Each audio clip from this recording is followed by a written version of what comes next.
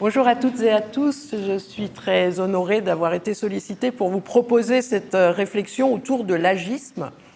Alors, vous vous demandez peut-être pourquoi on va parler de l'agisme dans une séance qui est consacrée à l'éthique et aux problèmes éthiques dans le champ du vieillissement. Eh bien, sans doute parce que nos sociétés contemporaines, occidentales, sont aujourd'hui, mais pas seulement aujourd'hui, depuis un certain temps déjà, confrontées à cette sorte de ségrégation qu'est l'agisme. Alors déjà, en 1969, Robert Butler nous parle de l'agisme. Alors, c'est un sociologue et un chercheur américain qui évoque l'émergence de l'agisme dans la société américaine. Il nous en donne une définition. Il explique l'agisme comme une forme d'intolérance, de discrimination qui est portée par un groupe d'âge envers d'autres groupes d'âge. Cette discrimination, cette intolérance étant susceptible de produire des formes de préjudice. Mais ce qui est intéressant, c'est qu'il dit également, il se pose également cette question, est-ce que finalement cet agisme n'est pas spécifique à des sociétés dans lesquelles les valeurs de pragmatisme, les valeurs de puissance, de pouvoir, de jeunesse sont des valeurs qui montent et qui s'affirment. C'est un peu ce qu'évoquait Régis Aubry tout à l'heure. De quoi parlons-nous lorsque nous parlons d'agisme ? J'ai choisi de mettre en relation, dans la partie gauche de ma diapo, 3 termes, agisme, racisme, sexisme. Parce qu'on a là des formes d'intolérance qui sont liées à l'âge, au sexe, à la race, ou à ce qu'on appelle la race, et qui, à un certain moment, vont se cumuler pour ce qui concerne les personnes vieillissantes. Vous savez que les vieux sont majoritairement des vieilles, et donc ils subissent une double ségrégation, celle liée bien sûr à leur âge, mais également au fait d'être des femmes majoritairement. On peut s'interroger sur est-ce que la situation de l'agisme serait la même si les vieux étaient majoritairement des hommes. Je vous laisse méditer sur cette question. De quoi parlons-nous donc ? C'est une notion qui émerge dans un contexte, on l'a vu, Butler, les années 60-70 aux États-Unis.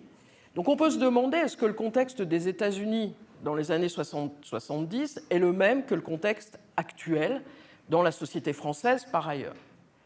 Alors, on retrouve des valeurs qui sont celles que j'ai évoquées tout à l'heure, qui sont des valeurs de performance, de compétitivité, de beauté également. C'est un élément qui n'est pas à sous-estimer, la beauté des corps notamment.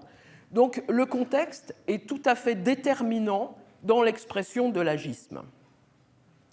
Ce qui est important, c'est de repérer que dans l'agisme, ce qui est premier, c'est le fait de considérer l'âge comme une variable explicative.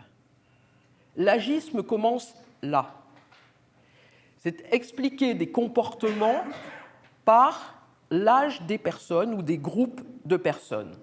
Et donc l'âge devient un outil de perception, un outil d'analyse, de catégorisation, et c'est également un outil biopolitique. C'est-à-dire que vous avez probablement observé que nos politiques publiques sont construites à partir de catégorisation, de sélection de public, et ces catégorisations sont assez fréquemment des catégorisations par l'âge. Vous connaissez ce questionnement récurrent dans les politiques publiques, des politiques pour les personnes en situation de handicap qui s'arrêtent à l'âge de 60 ans, on parle de ce seuil d'âge près, pour que ces personnes qui ont été en situation de handicap toute leur vie, à partir de 60 ans, se retrouvent prises en compte dans les catégories qui sont celles dans des politiques qui sont celles qui concernent les personnes dites âgées. Donc on voit bien que l'âge opère comme un critère de définition des politiques publiques et un critère de catégorisation. Autre élément, la question des stéréotypes. Dans l'agisme, il y a cet ensemble de représentations qui renvoient à des stéréotypes, à des clichés sur l'âge. Alors, ils sont très nombreux, les clichés sur l'âge. Les gens rapetissent, les gens ont des valeurs ou des manières d'appréhender le monde qui sont des manières dites ringardes, ou bien les gens qui vieillissent cherchent à paraître plus jeunes, ou bien un ensemble de stéréotypes qui concernent ce groupe d'âge. Ce qu'il y a de particulier, c'est que dans ce fonctionnement, cette approche par les stéréotypes, on n'est plus du tout dans une individualisation.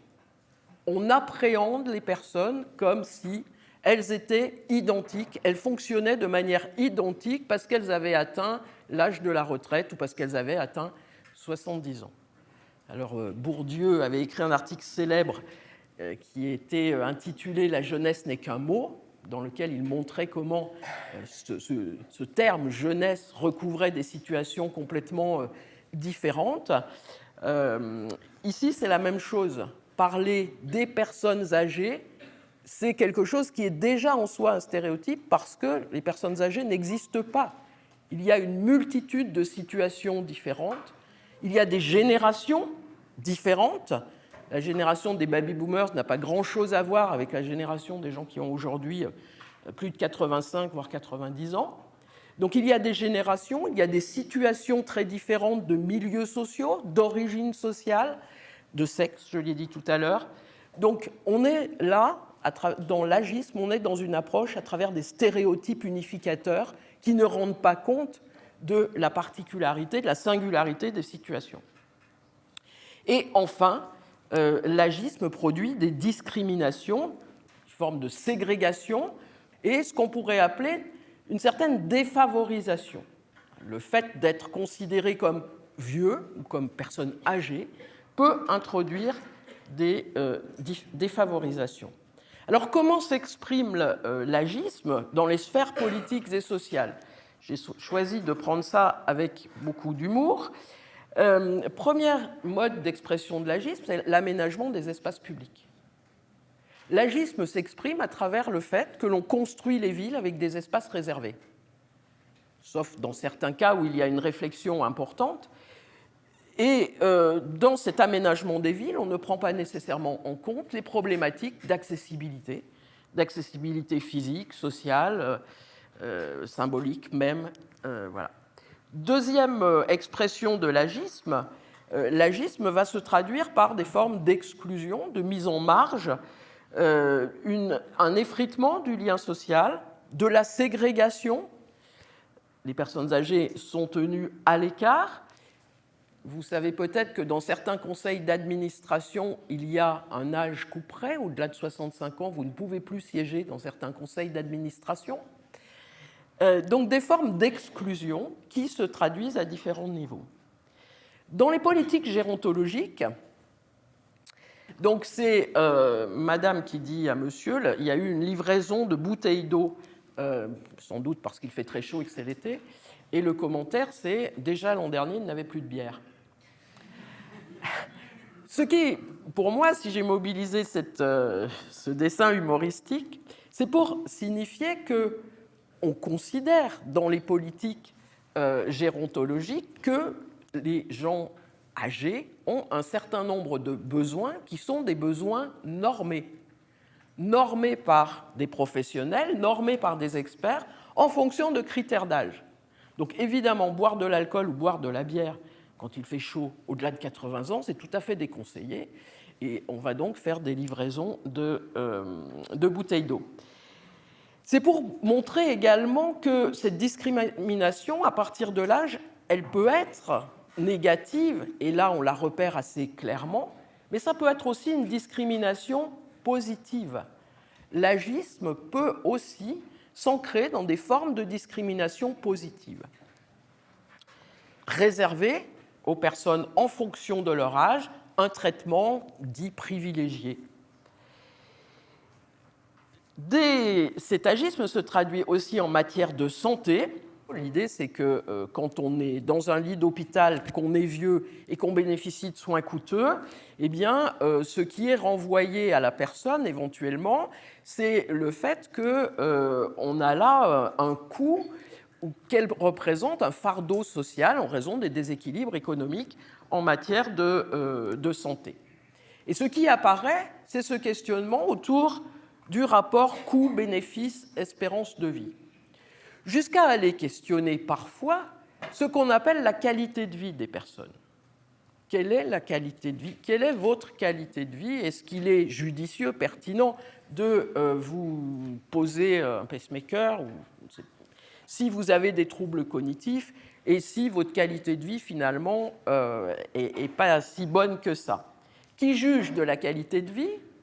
Et deuxièmement, est-ce que cette question de la qualité de vie comme critère d'attribution d'un soin coûteux, on la poserait à quelqu'un de 25 ans? L'agisme se traduit également de cette manière-là. Et puis, dans la publicité, à travers ces images de vieillesse, c'est ce qu'on a appelé parfois le tsunami gris, le déferlement de cet ensemble de personnes âgées. Il m'apparaît important de repérer que, je l'ai déjà dit un peu, mais j'insiste, qu'il y a la version assez visible de l'agisme qui consiste à critiquer, à déprécier l'image des personnes âgées. Mais on peut s'interroger sur le fait que dans la volonté politique actuelle de soutenir, de valoriser ce qu'on a appelé le vieillissement réussi, comme s'il y avait un vieillissement raté, dans la promotion de ces nouveaux modèles de vie dans la vieillesse, de ces nouvelles normes de vieillissement, est-ce que finalement, ça ne repose pas également sur une forme d'agisme qui consiste à ne pas reconnaître et à ne pas accepter le vieillissement en ce qu'il est, c'est-à-dire éventuellement le fait de perdre des capacités, de se transformer, de n'être plus exactement le même et de devoir à tout prix, parce que telles sont les normes du vieillissement réussi, du vieillissement actif, demeurer jusqu'à 90 ans un vieux qui fait du vélo, qui est président d'une association et qui apporte une contribution utile à la société. En tout cas, pour moi, c'est un questionnement. Est-ce qu'on n'a pas là les deux faces, finalement, d'un même mouvement qui est un mouvement social de rejet du vieillissement? L'agisme dont j'ai parlé jusqu'à présent, c'est l'agisme social qui se traduit dans les politiques publiques et puis dans nos rapports sociaux. Mais au niveau familial, l'agisme peut également s'exprimer et dans les relations que nous entretenons avec nos proches ou avec des gens plus âgés que nous, on peut retrouver également ces mêmes formes d'agisme. Alors là encore, j'ai utilisé des supports de BD. Lorsqu'on parle de dinosaures, lorsqu'on met en lumière la proximité du vieillissement avec l'enfance, lorsqu'on souligne l'altérité des plus vieux, ou lorsqu'on évoque le farniente, vous savez, ces vieux qui passent leur temps dans les loisirs, etc., ou encore lorsque l'on parle de ces vieux, de cette génération de nantis, dans tous les cas de figure, vous voyez qu'on homogénéise, qu'on ne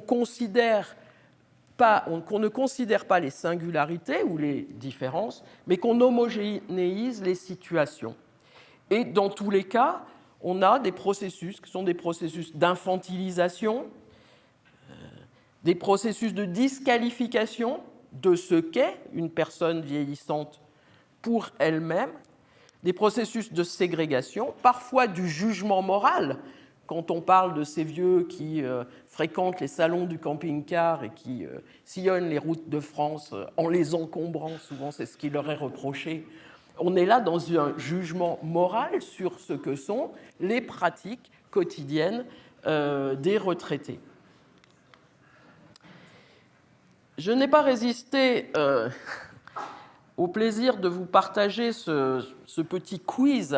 Aurais-je une tendance à faire de l'agisme qui figure dans un un livre qui a été produit par une collègue chercheuse du Québec et par le Centre collégial d'expertise en gérontologie de Drummondville, où sont listées ici un certain nombre d'expressions qui permettent de s'interroger sur notre regard agiste. Alors, par exemple, toutes les personnes aînées sont pareilles. Les problèmes de santé sont inévitables quand on prend de l'âge. Les personnes âgées ne sont pas attrayantes à cause de leur apparence physique. Il m'arrive de dire ma petite dame, mon petit monsieur. Qui d'entre vous n'a jamais dit la petite mamie? Personne, 2 personnes se manifestent. On est là dans de l'expression quotidienne de l'agisme. Donc cette auto-évaluation présente de l'intérêt. Alors le Conseil national d'éthique, dont il a été beaucoup question tout à l'heure, nous propose cette réflexion. Le regard que la société porte sur la personne âgée en perte d'autonomie, ou plus généralement sur la vieillesse, est assimilé à un naufrage et dès lors aboutit à une marginalisation de la personne, à sa dévalorisation ou encore à son isolement. Comme je suis sociologue, ça fait écho pour moi à ce texte de Norbert Elias qui s'intitule « La solitude des mourants » et qui se prolonge par un appendice « Vieillir et mourir, quelques problèmes sociologiques ». Ce que montre Elias dans ce travail, c'est qu'une des sources de ce que je nomme l'agisme, il n'utilise pas ce terme bien évidemment, c'est notre impossible identification à l'être vieux. Pouvons-nous réellement, honnêtement, nous assimiler, nous identifier à la vieille personne qui est là devant nous et qui n'entend plus très bien, qui se déplace plus très bien, qui a une apparence physique pas forcément très agréable, etc. Et cette impossible identification va amener à une séparation. Ce que montre Elias, c'est cette séparation qui existe dans les sociétés contemporaines entre les vieillissants, les mourants, et les autres qu'on pourrait nommer des vivants, comme si les vieillissants étaient déjà du côté des mourants et plus du côté des vivants. Il explique aussi cela par ce qu'il appelle un refoulement. Alors cette idée du refoulement de l'idée de la mort dans notre société, elle est au cœur de certaines controverses autour des travaux de Elias, mais c'est quand même l'idée que nous n'arrivons pas à faire place à la mort dans notre société. J'ai entendu ce matin, avant de venir, que l'article du projet de loi sur la fin de la vie qui est en train de se débattre à l'Assemblée, l'article qui proposait que les questions du vieillissement et de la mort soient intégrées dans les programmes scolaires dans une réflexion plus large sur le cycle de la vie, cet article-là a été rejeté. Voilà. Donc on avait déjà eu une tentative dans le rapport Larocque en 1962 d'introduire dans les programmes scolaires une réflexion sur le cycle de la vie de la naissance à la mort.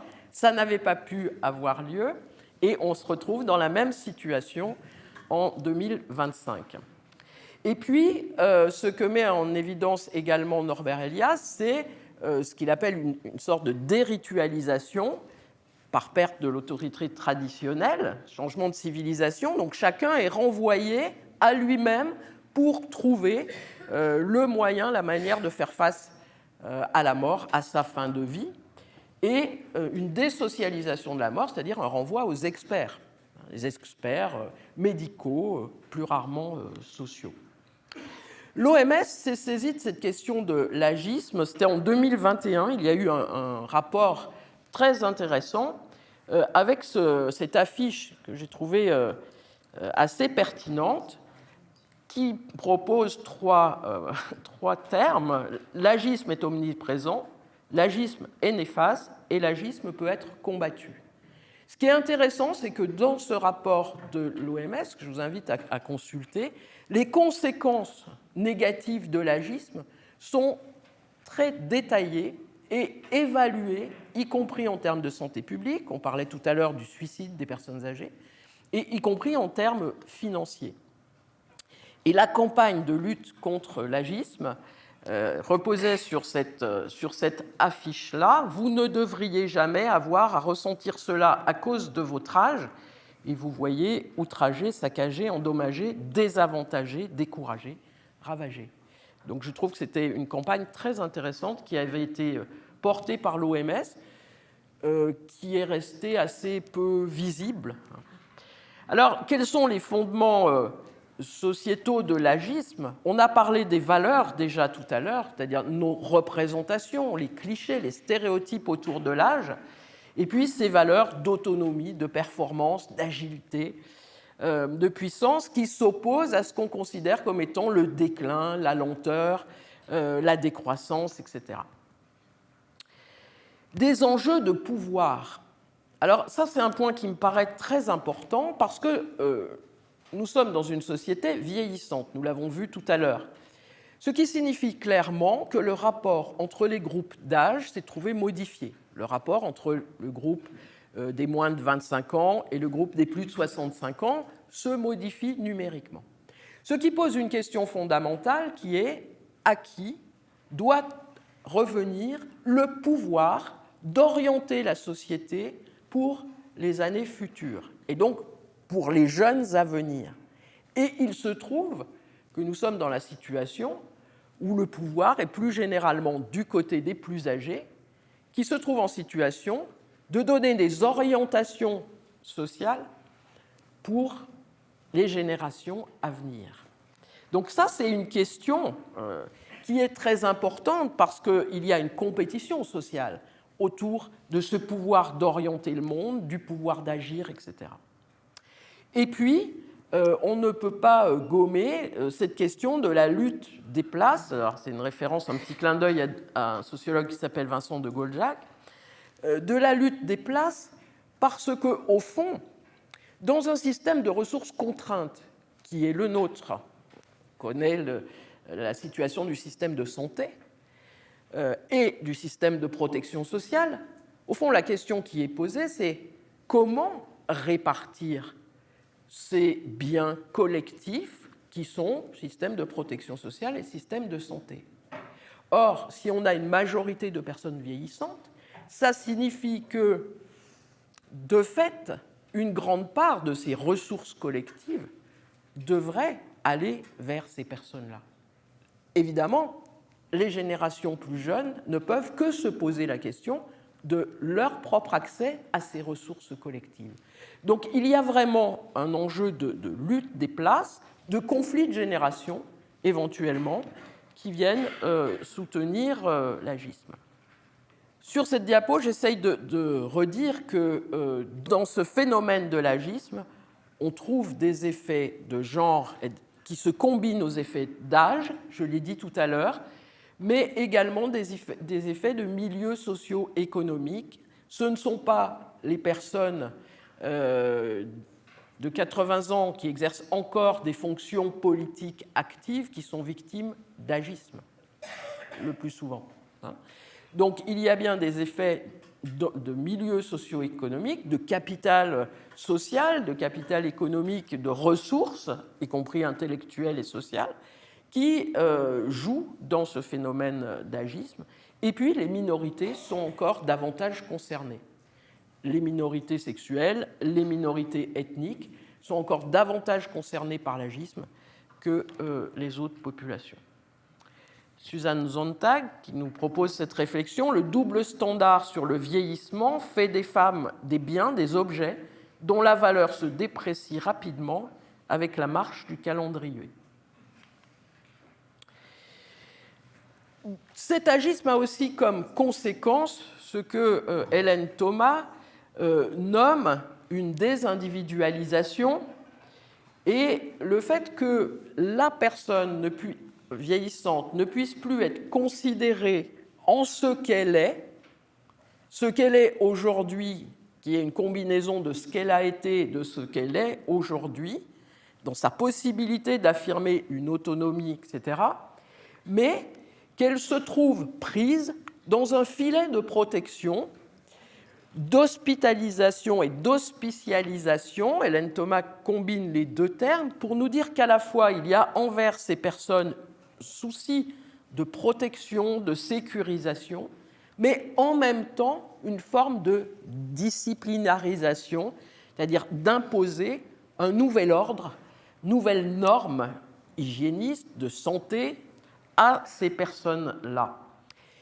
Et par ailleurs, dans son travail, elle met en évidence le fait que les personnes vieillissantes, face au système de santé ou aux systèmes sociaux de protection, d'accompagnement, etc., se trouvent le plus souvent englobées dans un ensemble qu'elles forment avec leur famille ou leurs proches, et que leur existence individuelle n'est pas toujours prise en compte.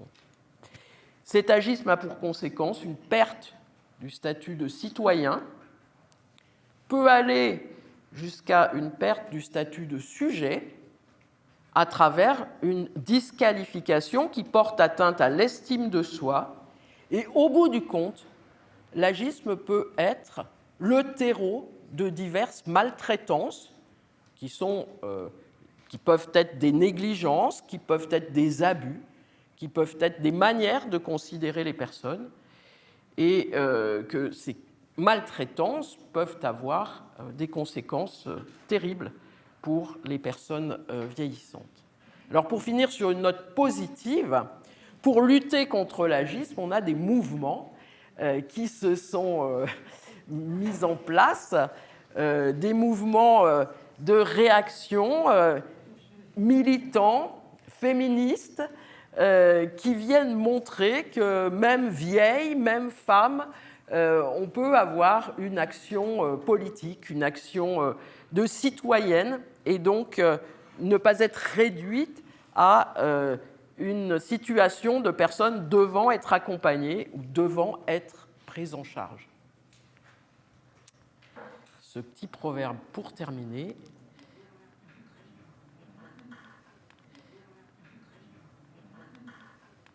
Et voilà.